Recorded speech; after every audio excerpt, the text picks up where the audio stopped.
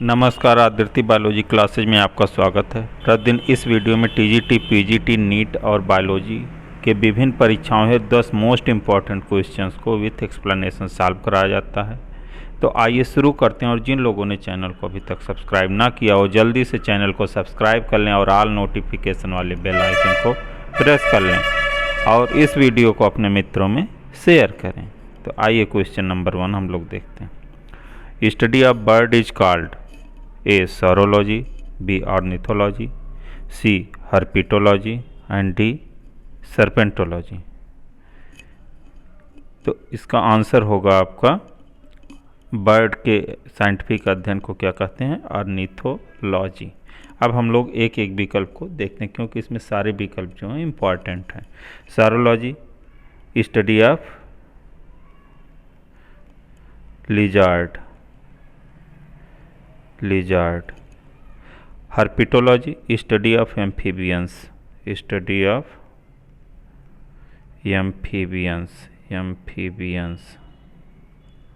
सर्पेंटोलॉजी, study of snake and ornithology is the study of bird. Next question हम लोग देखते हैं।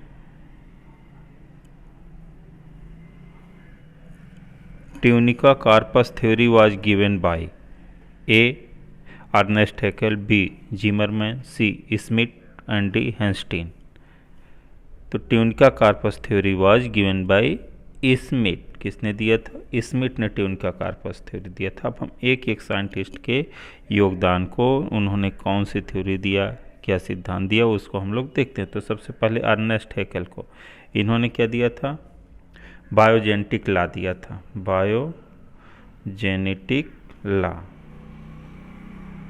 बायोजेनेटिक लॉ के अनुसार क्या है कि ऑन्टोजेनी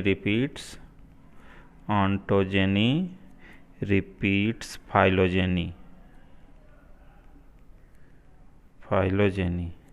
यानी इसका हिंदी में होगा कि कोई भी जीव अपने जीवन वृत्त में अपने जाति वृत्त के इतिहास को दोहराता है। अब हैंस्टीन ने क्या दिया था?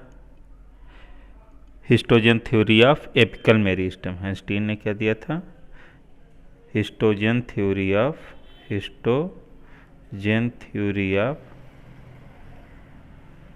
Apical meristem. अब जिमरमैन बचे, इन्होंने क्या दिया था? टीलोम theory of pteridophytes.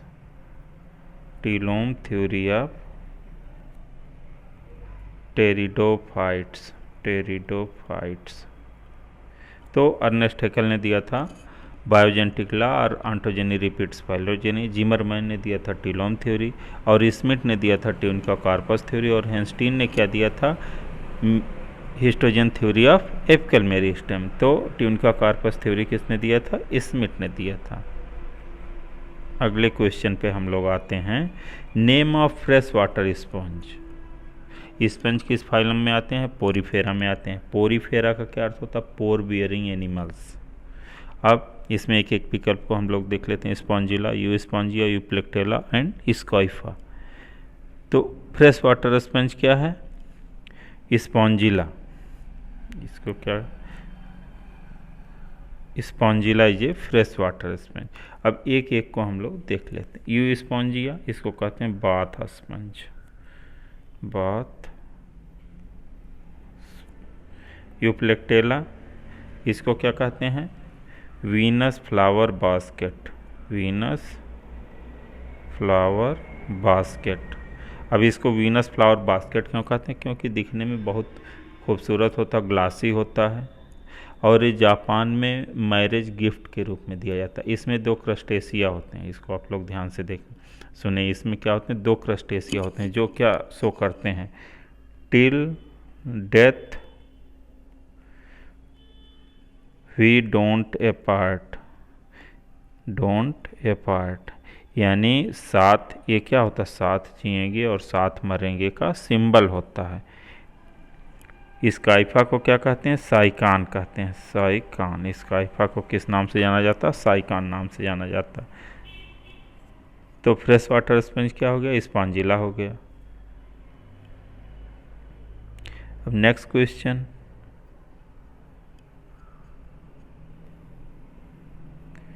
The etiolated plants are formed due to deficiency of iron, magnesium, mercury and light. तो इटियोलेशन क्या होता है, आप लोग देखे होंगे कहीं पे ईंट रखा, कहीं पत्थर रखा, तो उसके नीचे की जो घास होती है, जब 10 से 15 दिन बाद जब उस ईंट को या पत्थर को उठाया जाता है तो घास क्या होती है, वाइट कलर की हो जाती है, उसका जो ग्रीन कलर होता है वो डिसअपीयर हो जाता है, लेकिन कुछ समय बाद वो फिर धीरे धीरे ग्रीन हो जाती है।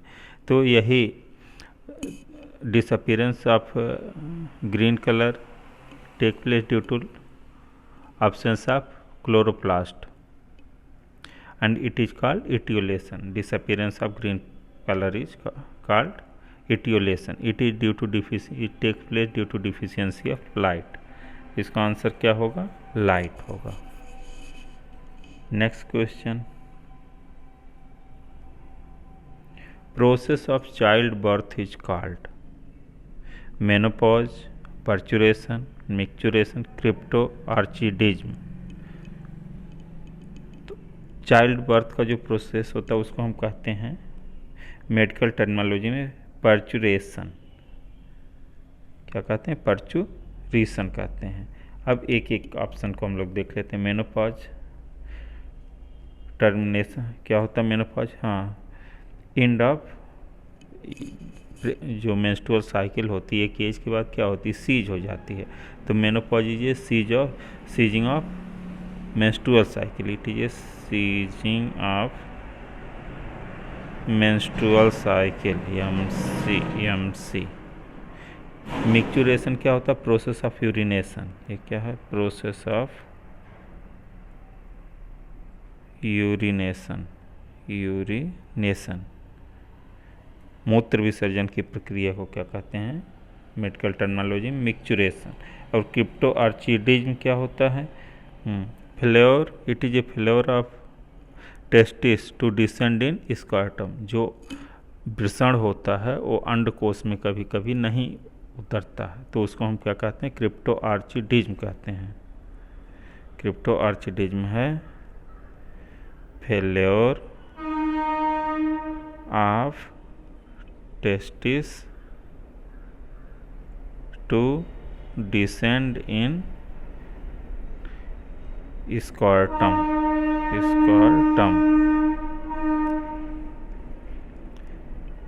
तो इसका क्या होगा, process of child birth is called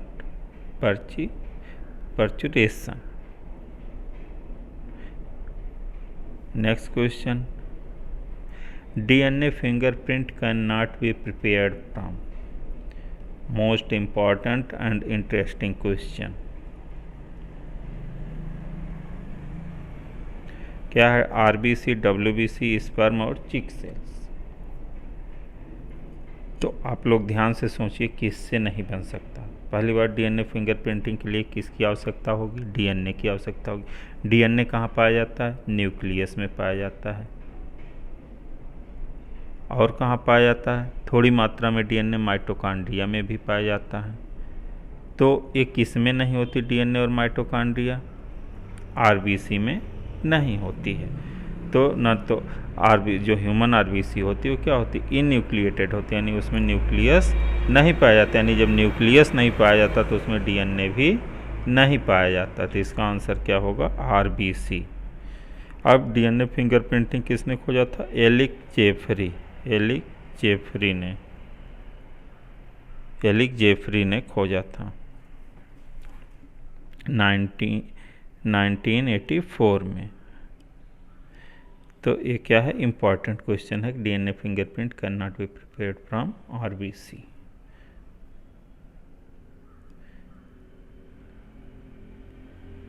next question, retrogressive metamorphosis occur in Blanoglossus, Petromyzon, मैगजाइन एंड हर्डमेनिया। तो पहले हम लोग ये जान लेते हैं कि प्रोग्रेसिव मेटामॉर्फोसिस क्या होता है, रिट्रोग्रेसिव मेटामॉर्फोसिस क्या होता है। रिट्रोग्रेसिव मेटामॉर्फोसिस क्या होता है, जब larva when larva is more advance than adult it is called retrogressive, यानी लार्वा में ज़्यादा एडवांस फीचर होते हैं जबकि एडल्ट में कम एडवांस फीचर होते हैं। तो उसको हम क्या कहते हैं? When larva is more advance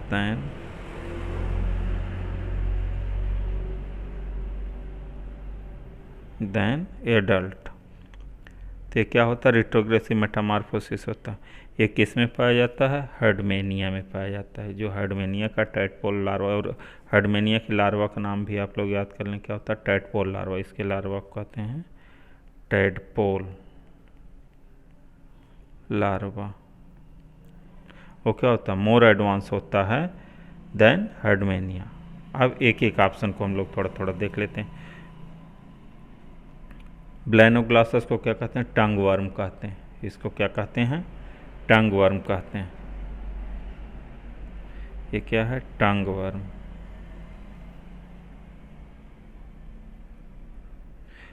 पेट्रोमाइजान को क्या कहते हैं? Lamprey.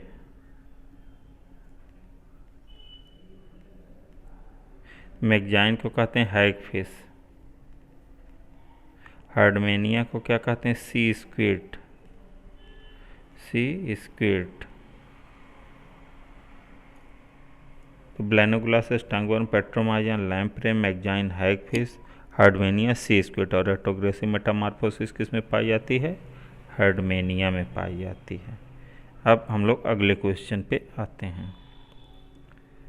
Super bug is use to remove noise pollution, to remove oil pollution as antibiotic in RFLP। तो पहले हम लोग जान लें ये सुपर बग क्या है। ये जेनेटिकली प्रिपेयर्ड बैक्टीरिया है। सुपर बग क्या है? जेनेटिकली प्रिपेयर्ड बैक्टीरिया है। ये क्या करता है? It is use to remove oil pollution. ये क्या करता है? ऑयल पोल्यूशन को दूर करने के लिए इसका प्रयोग किया जाता है। ये जेनेटिकली मॉडिफाइड या जेनेटिकली प्रिपेयर्ड बैक्टीरिया है। Prepared bacteria super bug. It is use to remove oil pollution. अब नेक्स्ट क्वेश्चन।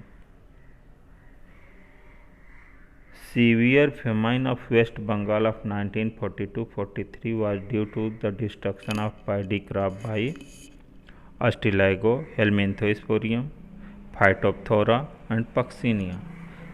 तो जो 1942-43 में जो बंगाल फेमाइन हुई थी वो किसके कारण हुई थी? हेलमिन्थोस्पोरियम के द्वारा हुई थी। इसके दो हेलमिन्थोस्पोरियम, इसका पूरा नाम होता है हेलमिन्थोस्पोरियम और आईजी। ये क्या काज करता है? Brown spot of paddy. Brown spot of paddy. Brown spot of paddy. Ustilago से क्या होता है? स्मट। फाइटोप्थोरा से क्या होता है? फाइटोप्थोरा इन्फेस्टान से क्या होता है बताएं आप लोग? Late blight of potato. Late blight of potato. अब यहीं पे अर्ली ब्लाइट ऑफ पोटैटो किससे होता है? अल्टरनेरिया सोनालिस होता है। पक्सिनिया से क्या होता है? रस्ट। इसका पूरा नाम होता है पक्सिनिया ग्रैमिनीस। से क्या होता है? Rust of feet. तो इसका आंसर क्या होगा? हेलमिन्थोस्पोरियम और आईजी। ब्राउन ये कौन सी डिजीज काज करता? फिर मैं आप लोगों को रिवाइज करा रहा हूँ। Brown spot disease of paddy. Next question.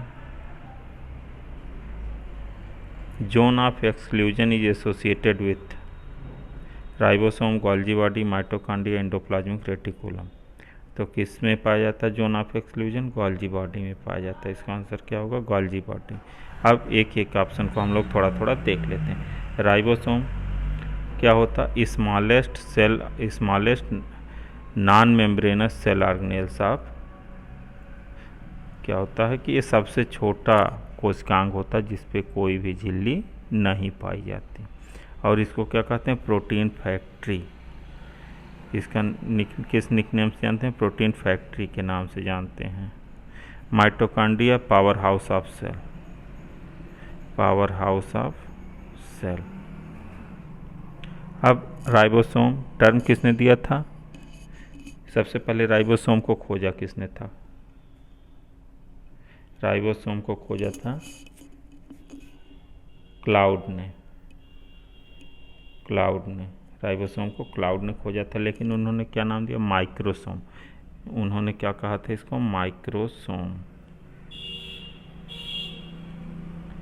और राइबोसोम टर्म किसने दिया था, टर्म राइबोसोम पायलट ने दिया था, पायलट ने दिया था। अब गोल्जी बॉडी कैमिलियो गोल्जी ने खोजा था। माइटोकॉन्ड्रिया टर्म किसने दिया था, सीबेंडा ने दिया था, टर्म किसने दिया था, सीबेंडा। इसको कहते हैं power house of cell. Endoplasmic reticulum term किसने दिया था, पोर्टर ने दिया था, term endoplasmic was given by Porter, term Porter ने दिया था। तो इसका आंसर क्या होगा, जोन ऑफ एक्सक्लूजन। क्या होता है, जोन ऑफ एक्सक्लूजन मीन्स जहाँ पे गोल्जी बॉडी पाई जाती है उसके आसपास कोई और दूसरा सेल ऑर्गेनेल्स नहीं पाया जाता, इसी को हम क्या कहते हैं, जोन ऑफ एक्सक्लूजन कहते हैं। अब आप लोग अपने मन से अगर इसमें 6 किए हैं तो गुड, 6 से 8 किए हैं तो बेस्ट, और 8+ आप लोग अगर कोई किया है तो उसकी performance no doubt outstanding best है। धन्यवाद।